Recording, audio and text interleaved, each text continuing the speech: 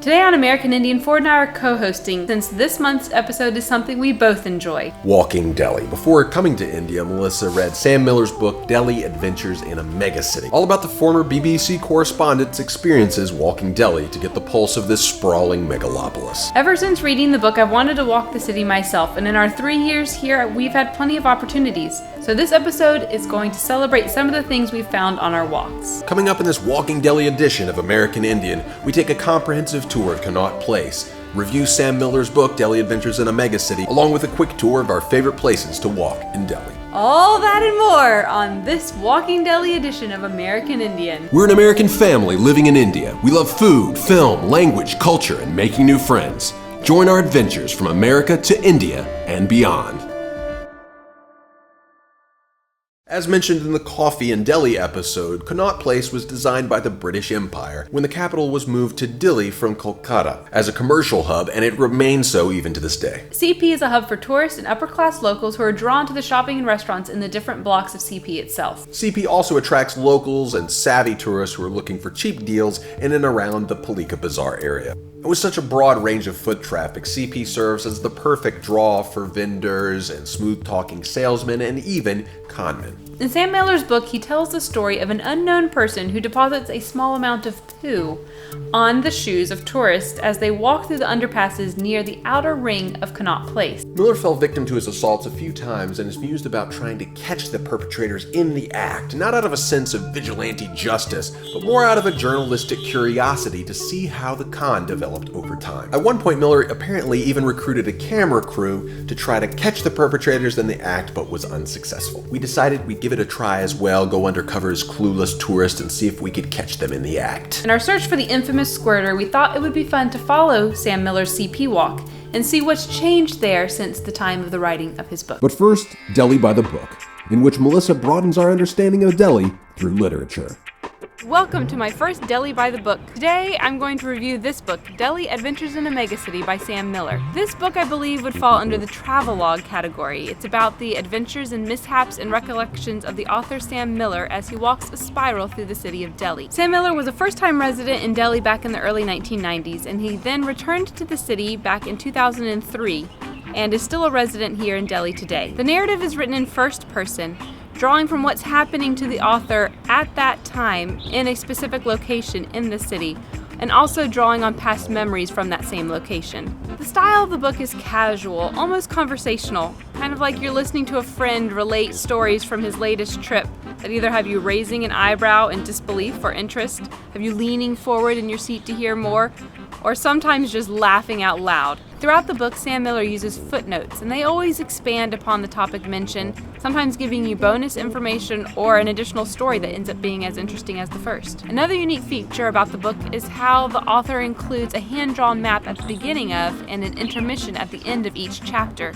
The maps show the walking route for the chapter with landmarks or highlights of places or people visited or seen. The intermissions allow for some expansion upon a theme related to Delhi and India and the cross-culturalness of it all. I was given this book by, of all people, my husband's grandmother. She had spied it on display at the local Books A Million store.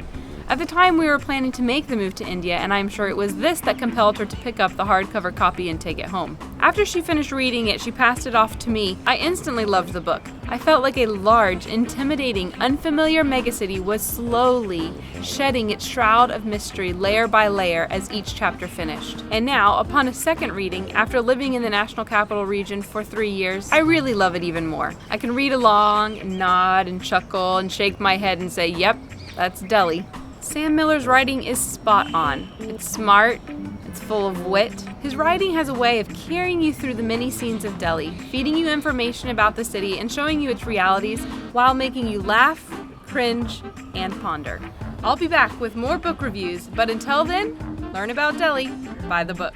CP's Central Park is a great place to mingle and mix and be. There are shaded areas, a nice view of the surrounding skyline, and an enormous Indian flag, which is always a beautiful sight. CP really does have a nice skyline. It's not overwhelming, but it is visually interesting and unique. The park is a nice place to walk, and sometimes you might stumble on some gatherings or live public performances. When Ford teamed up with Trouble Seeker Team to do a little dancing across Delhi, they happened upon a group of b-boy dancers who were having a little friendly competition and were good enough to give a cameo appearance. events. So the park at CP is a fun place and you never know what you might stumble upon. These days, the Swachh Bharat, or Clean India campaign, is really taking off, and it shows in places like this park. Coming out from the park, we braved the street crossing and then plunged into the madness that is Palika Bazaar on a Sunday afternoon.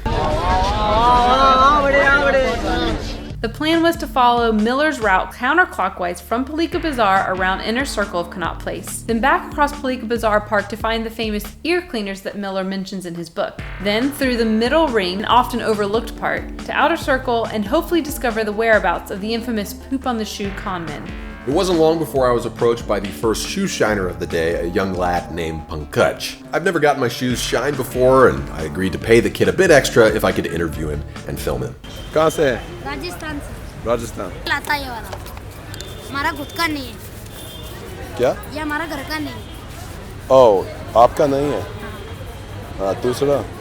हम जो कमाते जो वो ले जाता, वो एक दिन का 150 रुपये देता है। He even did a bit of paste work and put new soles in the shoes. A passerby had told me that about 20 or 30 rupees would be the going rate for a shoe shine, but then with the paste and the insoles and because he was on camera, I agreed to pay him $250. And what did he ask for? $800. We continued on and began running into the steady, almost constant stream of touts. Touts are hired by local shopkeepers to troll a market and to divert foot traffic to a different market or to a particular storefront. And in CP, they are legion. I wouldn't call them con men, but there are some of them who definitely are. In our feature film American Indian, we tell of the time when we were almost conned by one of these touts who told us our train had crashed in the night. There is possible to 6:30 train. First, right now we will get to the railway head office for the Connaught Place. And said we would have to go to the DTTDC. Understand for DTTDC building?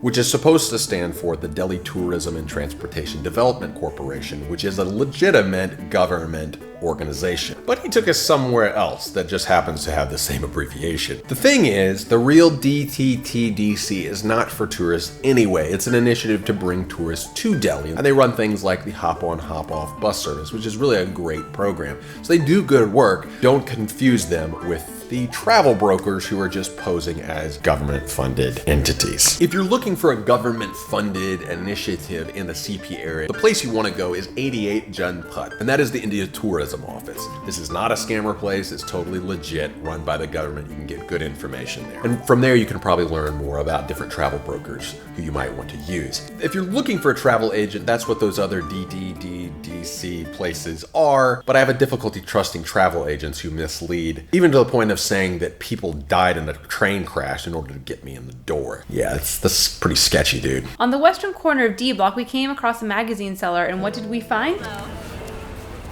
Yeah. But a special edition on Connaught Place.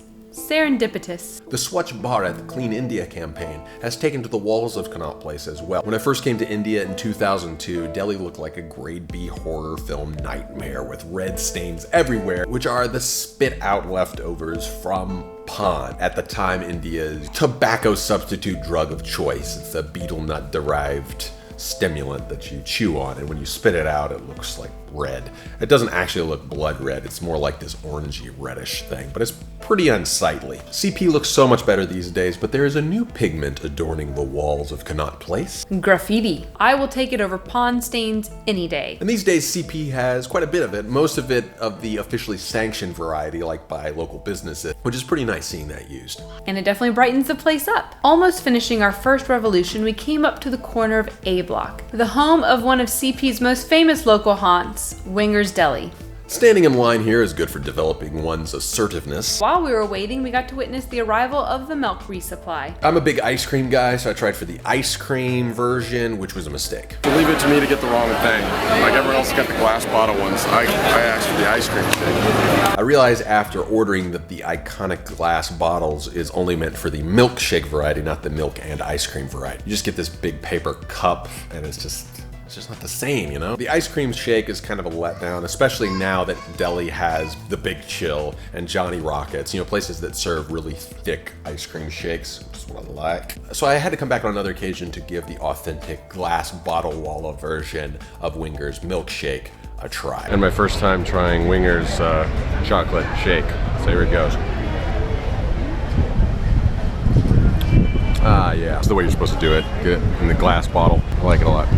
It's different. It's different than how we do shakes in America, and it's different in a good way. I think I still prefer those really thick ice cream shakes like you get at Johnny Rockets. That's pretty much the way I like it.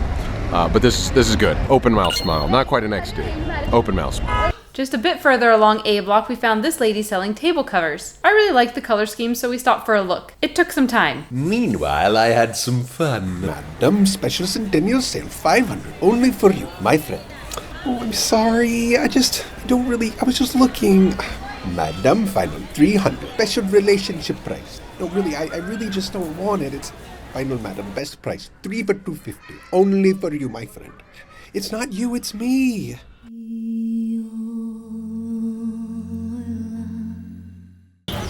I got that whole thing. So what happened? Well, I did like it. I have to really look at something for a long time before I can decide if I like it or not. So I'm like, yeah, I like it. Oh, it's fun. They're all sort of fun colors. Like, yeah. And then I'm like, oh gosh, it's expensive. And then as I sit there and look at it, I'm like, actually, really, I don't love them. And then I really don't love them. Like, I could easily walk away from these and not ever regret it. We just didn't want them. We just didn't want them. I was like, honestly, no, I've decided I don't want them.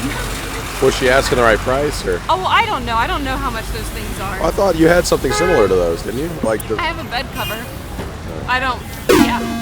She came down honestly, a lot. I really she did. Yeah. She came down a lot, but it's like, do you buy it just because you feel bad? Yeah. I don't know. Then you just have your lots of stuff. That lady was dedicated for the sale. We had completed our first revolution and we were back at Palika Bazaar, which meant one thing: time for the first challenge: find the ear cleaner. I didn't realize it at the time, but finding an ear cleaner in this area of India is easier than I thought. All you need to look for is the characteristic red headgear, how they identify themselves. Ours was particularly stylish. After reading about the ear cleaners in Sam Miller's book, I realized I had to give it a try for science. It was a bit uncomfortable, and we attracted a small crowd of touts. For the locals, the going rate would be something like 20 or 30 rupees, I guess. I agreed on an inflated rate in exchange for a bit of an interview and to video the experience. मेरा नाम सिकंदर है sir. Sikandar, और कितने साल आप काम कर रहे हो? ये बचपन खानदानी काम मेरा ये। बचपन से? हाँ जी, 15 साल की उम्र से काम करो, 30 साल का हो करते करता मैं। अच्छा, और इस जगह में पूरा समय?